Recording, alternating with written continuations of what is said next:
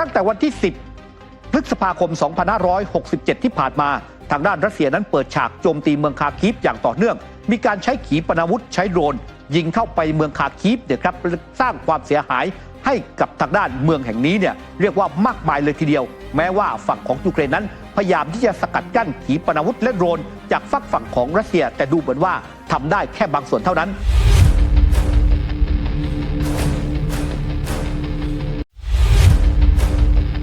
สถานการณ์ความขัดแย้งระหว่างรัสเซียกับยูเครนเนี่ยครับตั้งแต่ยูเครนนั้นเสียอัฟดิฟกาช่วงปลายเดือนกุมภาพันธ์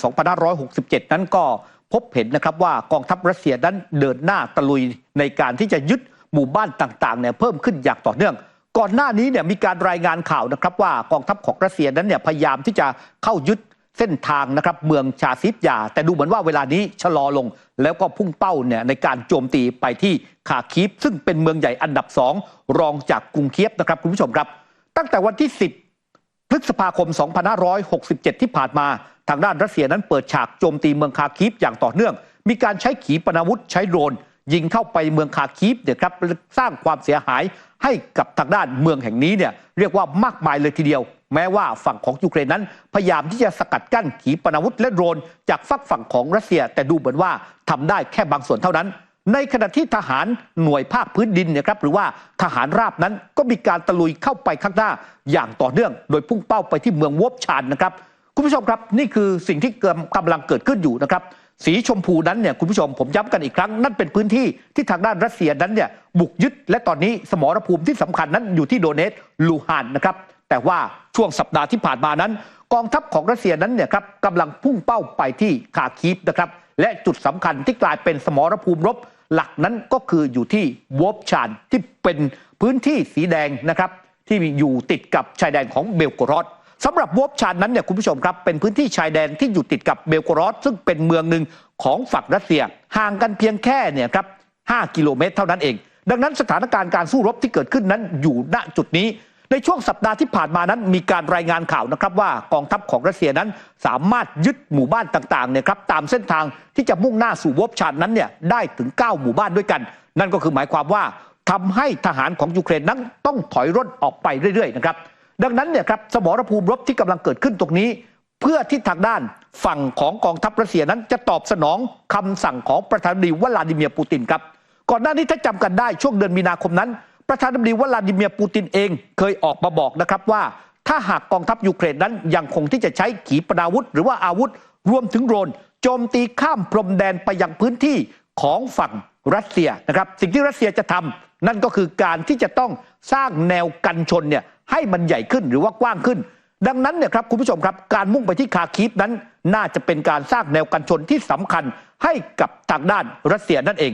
ซึ่งเนื่องจากว่าคาคีฟเองนั้นเนี่ยครับอยู่ห่างจากทางด้านเบลโกรอดประมาณสัก74 กิโลเมตรดังนั้นพื้นที่ตรงนี้เนี่ยครับจะกลายเป็นแนวกันชนที่สำคัญนะครับคุณผู้ชมครับในช่วงสัปดาห์ที่ผ่านมานั้นในขณะที่ทางด้านรัสเซียโจมตีเข้าไปที่วอบชานแล้วก็คาคีฟปรากฏว่าฝั่งของยูเครนเองนั้นก็มีการตอบโต้โดยการโจมตีเข้าไปที่อพาร์ตเมนต์แห่งหนึ่งในเมืองเบลโกรอดทำให้อพาร์ตเมนต์แห่งนี้เนี่ยครับพังถล่มลงมามีผู้เสียชีวิตอย่างน้อย5 รายมีผู้ได้รับบาดเจ็บอีกจำนวนมาก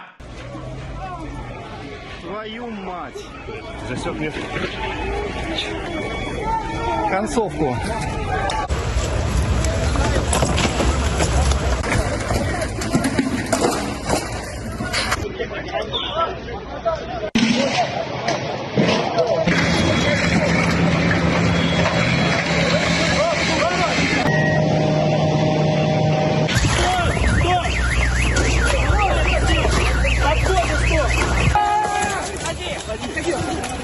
ส่วนของคาคีฟนั้นเนี่ยส่วนใหญ่คุณผู้ชมครับการโจมตีนั้นกองทัพรัสเซียยังคงใช้วิธีการโจมตีทางอากาศนะครับแต่ว่าในอีกเมืองหนึ่งซึ่งเป็นเมืองบริเวณชายแดนของเบลโกรอดนั่นก็คือวอบชานซึ่งตรงนี้เองเนี่ยคุณผู้ชมครับก็จะเห็นว่ากองทัพรัสเซียนั้นเนี่ยได้มีการเคลื่อนทหารราบนะครับหรือว่ากองกำลังภาคพื้นดินนั้นเนี่ยตะลุยไปข้างหน้ายึดหมู่บ้านต่างๆอย่างต่อเนื่องนะครับซึ่งในช่วงสัปดาห์ที่ผ่านมามีการยึดไปถึง9 หมู่บ้านด้วยกันเพื่อที่จะมุ่งหน้าไปยึดวอบชานซึ่งกองทัพของยูเครนนั้นยอมรับนะครับสถานการณ์ในแนวหน้านั้นตอนนี้เนี่ยกำลังอยู่ด้วยความยากลำบากเนื่องจากว่ากองทัพของรัสเซียนั้นมีการโจมตีในทุกทิศทางนะครับ จนทำให้วลาดิเมียร์เซเลนสกี้นั้นเนี่ยถึงกับต้องประกาศเปลี่ยนตัวผู้บัญชาการรบในคาคีฟนะครับเพื่อที่จะรับมือกับกองทัพของรัสเซียทางด้านในส่วนของผู้บัญชาการทหารสูงสุดของยูเครนอย่างโอเล็กซานเดอร์เซียสกี้นั้นก็ออกมายอมรับว่าสถานการณ์นั้นเนี่ยครับตอนนี้เรียกว่ายากลำบากเต็มทีสำหรับทหารยูเครนที่จะต้องเดินถอยหลังเนี่ยครับในการที่จะป้องกัน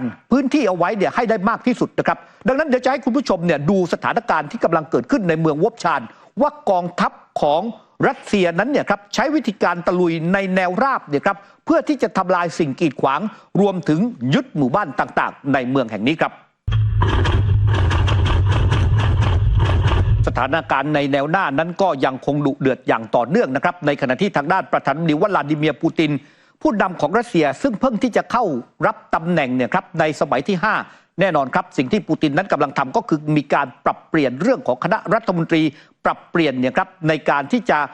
สร้างนโยบายให้ประเทศสามารถเดินต่อไปได้ในช่วงเวลาที่กำลังเผชิญกับสงครามนะครับปรากฏว่าก็มีการรายงานข่าวนะครับว่าประธานาธิบดีวลาดิเมียร์ปูตินนั้นเนี่ยได้มีการสั่งปลดเซอร์เกย์ซอยกูนะครับซึ่งเป็นรัฐมนตรีว่าการกระทรวงกลาโหมแต่พอไปอ่านข่าวเขาจริงเนี่ยครับคุณผู้ชมครับปรากฏว่าไม่ได้เป็นการสั่งปลดนะครับแต่เป็นการดันขึ้นไปนั่งตำแหน่งที่สูงกว่านั่นก็คือการเปลี่ยนตัวรัฐมนตรีว่าการกระทรวงกลาโหมนะครับจากทางด้านเซอร์เกย์ซอยกูเนี่ยไปเป็นอังเรเบลูซอฟนะครับเซอร์เกย์ซอยกูนั้นเนี่ยเป็นรัฐมนตรีกลาโหมมาแล้วเนี่ย10 กว่าปีด้วยกัน12 ปีด้วยกันนะครับและปรากฏว่าคราวนี้เนี่ยอายุของเซอร์เกย์ซอยกูนั้นเนี่ยตอนนี้อายุ68 ปีนะครับในขณะที่ทางด้านเลขาธิการสภาความมั่นคงคนเดิมนั้นอายุไป72 ปีแล้วทางด้านประธานาธิบดีวลาดิเมียร์ปูตินนั้นก็เลยจะให้เซอร์เกย์ซอยกูเนี่ยคุณผู้ชมครับขึ้นไปนั่งเป็นเลขาธิการสภาความมั่นคงแห่งชาตินะครับนั่นก็คือควบคุมงานด้านความมั่นคงทั้งหมดไม่ว่าจะเป็นตำรวจไม่ว่าจะเป็นทหารไม่ว่าจะเป็นข่าวกรองก็จะอยู่ภายใต้การบริหารจัดการของเซอร์เกย์ซอยกูทั้งหมดนะครับและก็มีทางด้านในส่วนของ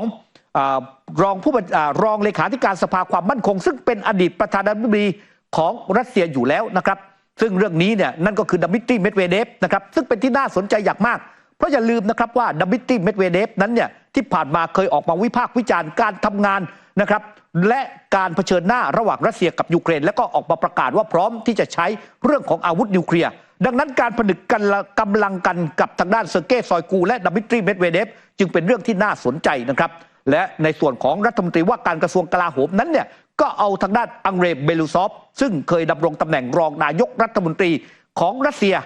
ในก่อนหน้านี้นะครับและดูแลงานทางด้านเศรษฐกิจเขาบอกว่าอังเรเบลูซอฟนั้นเนี่ยครับเป็นนักเศรษฐศาสตร์ไม่เคยมีความรู้ความเกี่ยวข้องกับเรื่องของการทหารเลยเรื่องนี้เนี่ยครับบรรดานักวิเคราะห์เลยมองว่าทางด้านประธานาธิบดีวลาดิเมียร์ปูตินเองนั้นกำลังปรับกระบวนทัพใหญ่ครั้งหนึ่งนะครับว่าประเทศนั้นเนี่ยในช่วงที่เกิดวิกฤตสงครามอยู่ณขณะนี้เนี่ยสิ่งที่จำเป็นนั่นก็คือว่าการทหารก็มีความจำเป็นเรื่องของเศรษฐกิจนั้นก็มีความจำเป็นดังนั้นจะต้องเอาคนที่มีความเชี่ยวชาญทางด้านเศรษฐกิจมาบริหารเนี่ยครับกองทัพเพื่อให้ทั้งสองอย่างนั้นเนี่ยมันสามารถที่จะไปด้วยกันได้นะครับโดยเฉพาะเรื่องของการทำให้เศรษฐกิจนั้นเนี่ยมีความมั่นคงมากยิ่งขึ้นก็คงจะต้องจับตาดูนะครับว่าสถานการณ์นี้เป็นไปอย่างที่บรรดานักวิเคราะห์นั้นมองหรือไม่นะครับอีกตำแหน่งหนึ่งนั้นก็คือรัฐมนตรีว่าการกระทรวงต่างประเทศนะครับเมื่อเปลี่ยนรัฐบาลใหม่แน่นอนต้องตั้งรัฐมนตรีใหม่ครับคุณผู้ชมครับแต่ปรากฏว่าประธานาธิบดีวลาดิเมียร์ปูตินนั้นยังจะใช้บริการคนเดิมนั่นก็คือเซอร์เกย์ลาvrovเซอร์เกย์ลาvrovนั้นคุณผู้ชมเชื่อไหมครับว่าเขาเป็นรัฐมนตรีต่างประเทศมาแล้วถึง20 ปีด้วยกันนะฮะคือตั้งแต่สมัยปูตินเนี่ยเป็นประธานาธิบดีทุกสมัยเซอร์เกย์ลาvrovนั้นก็เป็นรัฐมนตรีต่างประเทศมาทุกสมัยและล่าสุดนั้นเขาเพิ่งเข้าไปให้การกับทางด้านสภานะครับเพื่อที่จะให้การรับรองเขาเนี่ยเป็นรัฐมนตรีว่าการกระทรวงต่างประเทศตามคำเสนอของประธานาธิบดีวลาดิเมียร์ปูตินอีกครั้งหนึ่งประเด็นที่เขาไปให้ข้อมูลให้ความเห็นกับสภานั้นเนี่ยครับคุณผู้ชมครับก็คือเรื่องของการรับมือกับชาติตะวันตกซึ่งวันนี้เนี่ยครับก็ถูกถามว่าตะวันตกเองนั้นเนี่ยกำลังให้การช่วยเหลือยูเครนนะครับแล้วก็มองว่าตะวันตกนั้นบางส่วนมีความต้องการที่จะกระโดดเข้าร่วมวงสงครามกับยูเครนอย่างเช่นการเคลื่อนไหวของประธานาธิบดีเอ็มมานูเอลมาครงผู้นำของฝรั่งเศสปรากฏว่าเซอร์เกย์ลาvrovนั้นเนี่ยครับได้บอกกับสภานะครับว่ารัสเซียเองก็มีความพร้อมในการที่จะรับมือกับชาติตะวันตกหากว่าชาติใดนั้นต้องการรบเพื่อยูเครนรัสเซียนั้นก็พร้อมที่จะมีการตอบโต้เช่นเดียวกันนั่นคือการปรับกระบวนทัพภายในของฝั่งรัสเซียนะครับเพื่อที่จะรับมือกับสถานการณ์ความขัดแย้งที่กำลังเกิดขึ้นนะครับแต่ทีนี้เนี่ยคุณผู้ชมครับไม่ใช่เฉพาะฝั่งของรัสเซียครับที่มีการปรับกระบวนทัพนี้ในฝั่งของ ยูเครนเองก็นั้นก็มีการเตรียมการรับมือเช่นเดียวกันนะครับในส่วนของยูเครนตอนนี้เนี่ยครับก็คือมีการเตรียมการในเรื่องของการที่จะเกณฑ์ทหารอีกจำนวนหนึ่งในการที่จะรับมือการสู้รบในสมรภูมิรบนะครับที่ผ่านมานั้นเนี่ยครับคุณผู้ชมครับมีการรายงานข่าวตัวเลขล่าสุดว่ายูเครนนั้นสูญเสียทหารเนี่ยไปกว่า 500,000 นายนะครับจากกรณีที่ก่อนหน้านี้ทางด้านวโลดิเมียร์เซเลนสกี้บอกว่ายูเครนสูญเสียทหารแค่ 31,000 นายแต่สื่อนั้นเนี่ยไปรายงานตัวเลขบอกว่ามากกว่า 500,000 รายแล้วสำหรับทหารยูเครนที่เสียชีวิตดังนั้นข้อกำหนดเรื่องของการประกาศใช้เนี่ยนะครับเกี่ยวกับการเกณฑ์ทหารฉบับใหม่เริ่มประกาศใช้ไปเมื่อวานนี้ครับ18 พฤษภาคม 2567 นะครับคุณผู้ชมนั่นก็คือว่าอายุการเกณฑ์ทหารจาก 27 ปีจะลดมาเหลือแค่ 25 ปีเท่านั้นและตอนนี้มีการห้ามผู้ชายเนี่ยครับตั้งแต่อายุ 18 ปีเป็นต้นไปจนถึงอายุ 60 ปีที่อยู่ในยูเครนนั้นห้ามออกนอกประเทศนะครับส่วนผู้ชายที่อยู่ในวัยเกณฑ์ทหารและไปอยู่ต่างประเทศนั้นจะไม่ได้รับการอำนวยความสะดวกเรื่องของด้านเอกสารเรื่องของวีซ่าเพื่อบังคับเนี่ยให้กลับประเทศมาสู้รบนะครับกับกองทัพของรัสเซียนอกจากนั้นสัปดาห์ที่ผ่านมานั้นยังมีการผ่านกฎหมายฉบับหนึ่งเพื่อที่จะไปเอานักโทษเนี่ยคุณผู้ชมครับไปสู้รบในแนวหน้าอีกด้วยนั่นเป็นความเคลื่อนไหวนะครับของฝั่งยูเครนในการที่จะเตรียมรับมือทีนี้เนี่ยคุณผู้ชมครับสิ่งที่เราจะต้องไปดูก็คือต้องไปดูชาติตะวันตกครับว่าเวลานี้เนี่ยเป็นอย่างไรกันบ้างยังจะให้การสนับสนุนยูเครนอีกต่อไปหรือไม่อย่างไร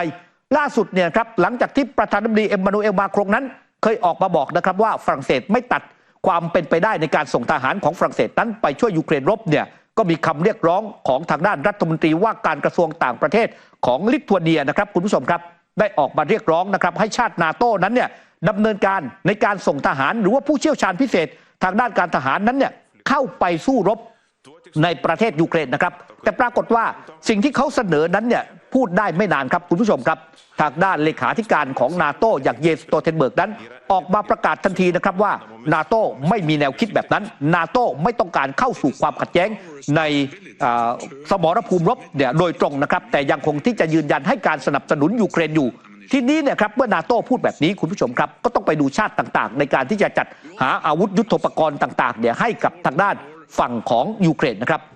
สหรัฐอเมริกาเจค ซัลลิแวนเองนั้นออกมาประกาศนะครับว่าล่าสุดนั้นพวกเขามีการจัดหาอาวุธเนี่ยนะครับเพิ่มเติมให้กับฝั่งของยูเครนนั่นก็คือในส่วนของไฮมาร์สนะครับขีปนาวุธไฮมาร์สจำนวนหนึ่งให้กับฝั่งของยูเครนแต่ไม่รู้ว่าจะจัดส่งมาถึงเมื่อไหร่นะครับเช่นเดียวกับฝั่งของอังกฤษนะครับคุณผู้ชมครับอังกฤษนั้นประกาศนะครับว่าพวกเขาให้เจ้า Storm Shadow กับทางด้านฝั่งของยูเครนก่อนหน้านี้เนี่ยถ้าจำกันได้รัฐมนตรีว่าการกระทรวงต่างประเทศของอังกฤษนั้นออกมาบอกนะครับว่ายูเครนสามารถที่จะเอาขีปนาวุธของ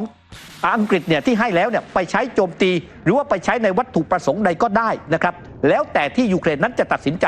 ปรากฏว่าเรื่องนี้เนี่ยรัสเซียก็ออกมาตอบโต้นะครับทางด้านอังกฤษเนี่ยมีการเรียกทูตเข้าพบด้วยว่าถ้าทำแบบนั้นเนี่ยทางด้านรัสเซียเองก็พร้อมในการที่จะตอบโต้ที่ตั้งทางทหารของอังกฤษไม่ว่าจะอยู่ในยูเครนหรือว่าอยู่ในประเทศอื่นก็ตามนะครับนอกจากนั้นยังมีความเคลื่อนไหวที่น่าสนใจจากทางด้านฝั่งของสวีเดนเองนะครับก็ออกมาบอกนะครับว่าตอนนี้ฝั่งของสวีเดนเองนั้นก็ยังมีความต้องการนะครับในการที่จะเป็นพื้นที่รองรับในเรื่องของการติดตั้งอาวุธนิวเคลียร์หากว่าในส่วนของยุโรปนั้นเนี่ยครับเกิดสงครามขึ้นมาซึ่งที่ผ่านมานั้นเนี่ยสวีเดนเพิ่งเข้าเป็นชาติสมาชิกของนาโต้ได้ไม่นานนะครับคุณผู้ชมครับแล้วก็ออกมาประกาศแบบนี้ปรากฏว่าหน่วยงานต่างๆในสวีเดนนั้นออกมาคัดค้านคำประกาศของสวีเดนนะครับเพราะมองว่าจะทำให้ประเทศนั้นเนี่ยกลายเป็นเป้าหมายในการใช้อาวุธหรือว่าเกิดความรุนแรงเกิดความขัดแย้งมากยิ่งขึ้นก่อนหน้านี้เนี่ยครับนอกจากสวีเดนแล้วก็มีทางด้านโปแลนด์ครับทางด้านโปแลนด์นั้นก็เคยออกมาบอกว่าโปแลนด์เองก็พร้อมที่จะเป็นพื้นที่สำหรับการติดตั้งอาวุธยุทโธปกรณ์ต่างๆโดยเฉพาะเนี่ยในเรื่องของอาวุธนิวเคลียร์แต่ว่าแม้โปแลนด์ออกมาประกาศแบบนี้เนี่ยคุณผู้ชมครับล่าสุดนั้นวโลดิเมียร์เซเลนสกี้ได้มีการร้องขอทางด้านระบบแพทริออตจากโปแลนด์นะครับโปแลนด์เนี่ยเพิ่งได้ระบบแพทริออตจากสหรัฐอเมริกามา1ระบบนะฮะสั่งซื้อไปแล้ว7ปีเพิ่งได้มา1ระบบพอมาถึงปั๊บปรากฏว่าเซเลนสกี้บอกว่าขอให้เราเถอะเราจะเอาไปป้องกันการโจมตีจากฝั่งของรัสเซียทางด้านประธานาธิบดีอันแชดูดาบอกเรามีระบบเดียวเราเพิ่งได้มาเราจำเป็นที่จะต้องใช้ไว้ปกป้องประเทศนะครับดังนั้นเราเคยให้เนี่ยครับอาวุธยุทโธปกรณ์ต่างๆเนี่ยไปฝั่งของยูเครนกว่า 4,000 ล้านดอลลาร์สหรัฐแล้ววันนี้เราต้องหาอาวุธใหม่เพื่อมาทดแทนอาวุธเก่าที่เราเคยมอบให้กับยูเครนดังนั้นระบบแพทริออตที่ได้มาให้ไม่ได้นะครับไม่ใช่เฉพาะฝั่งของ โปแลนด์ครับเยอรมนีเองล่าสุดนะครับทางด้านนายกรัฐมนตรีโอลาฟโชล์นั้นก็ออกมาบอกนะครับว่าตอนนี้เนี่ยครับที่มีการขอแพทริออตมานั้นเยอรมนีก็ไม่สามารถให้ได้ดังนั้นถ้าดูตอนนี้คุณผู้ชมครับแรงสนับสนุนจากตะวันตกที่จะมอบให้กับยูเครนนั้นเริ่มที่จะลดน้อยถอยลงในขณะที่แนวหน้าของยูเครนนั้นกำลังเจอการโจมตีอย่างหนักจากทางด้านรัสเซียก็คงจะต้องรอดูต่อไปนะครับกับสถานการณ์นี้ว่าทางด้านวโลดิเมียร์เซเลนสกี้นั้นจะเอาอย่างไรต่อไปจะยังคงสู้ต่อหรือว่าพอแค่นี้เข้าสู่โต๊ะเจรจาเพื่อยุติความขัดแย้งมาร่วมสนับสนุนท็อปนิวส์นำเสนอความจริงได้แล้ววันนี้เพียงกดปุ่ม Super Thanks แล้วเลือกจำนวนเงินตามที่ต้องการได้เลยครับขอบคุณครับ